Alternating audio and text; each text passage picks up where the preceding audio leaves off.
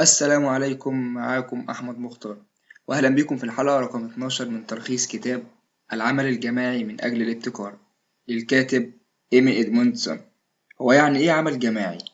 يعني تجميع حبة مهارات كده وأفكار من مجالات مختلفة لإنتاج أفكار جديدة، حاجة ما يقدرش فرد واحد يقوم بيها ولا حتى مجموعة أفراد ليها نفس المجال ده، وبكده العمل الجماعي ده يكون حاجة مهمة جدا جدا للابتكار. في حبة خطوات كده لو قدرت تستخدمهم وتوظفهم مع فريق العمل تقدر توصل لدرجة كبيرة من الابتكار.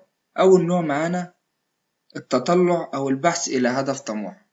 سيف وعمر وخالد كانوا في رحلة في المحيط لزيارة جزيرة هناك، وهم في عرض المحيط ومستمتعين بالمية والجو الجامد ده ومندمجين بطريقة غير عادية، كأنهم أول مرة يطلعوا رحلة مع بعض حلوة أوي كده.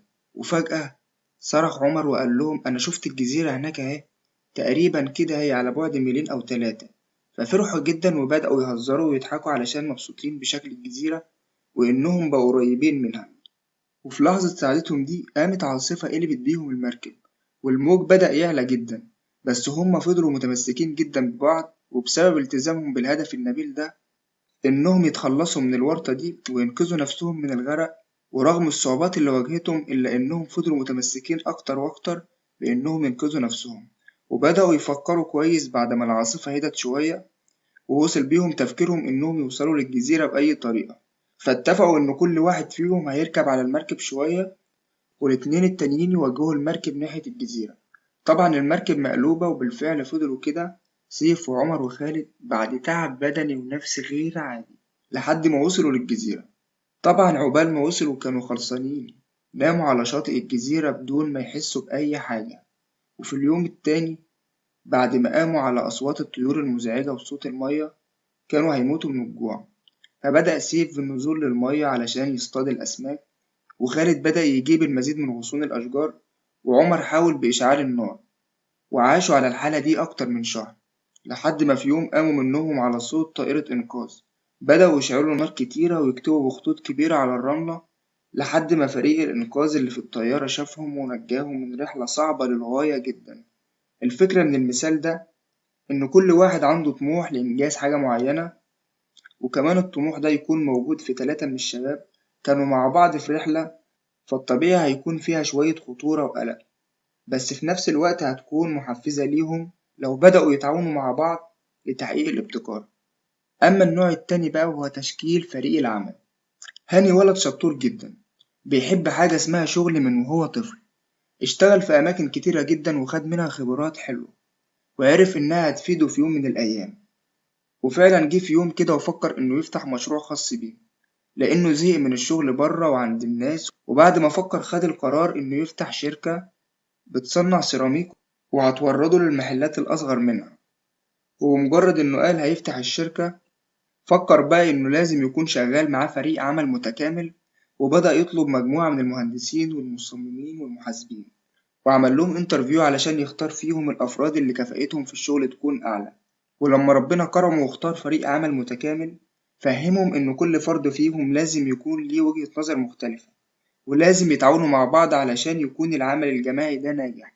والنتيجة لو طبقوا اللي بيقول لهم عليه الأستاذ هاني إن شاء الله هتوصل الشركة السنة دي لأفضل إنتاجية. وبالفعل افتتح الشركة، ولأن هو معاه فريق عمل متعاون وعنده عزيمة قوية جدا اشتغلوا بكل جهدهم لحد ما وصلوا بالشركة في أول سنة لأرباح كتيرة جدا بعد توفيق من ربنا سبحانه وتعالى. النوع التالت والرابع الإخفاق بذكاء والتعلم بسرعة. ميشو ده موجود كتير جدا في أي مكان بتروحه، وبالذات في المناطق الصناعية بيتواجد بكثرة هناك. المهم في مصنع بينتج أنواع من العقاقير الجديدة، وصاحبنا ميشو موجود هناك دايما.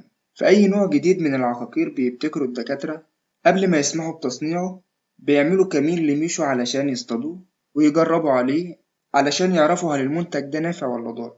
والتجربة والإخفاق حاجة واحدة، ومعناهم إن دي حاجة ضرورية لأن أنت أول مرة تجربها وما تعرفش إيه نتائجها، فلابد من التجربة الأولى دي لأي حاجة بتعملها جديدة.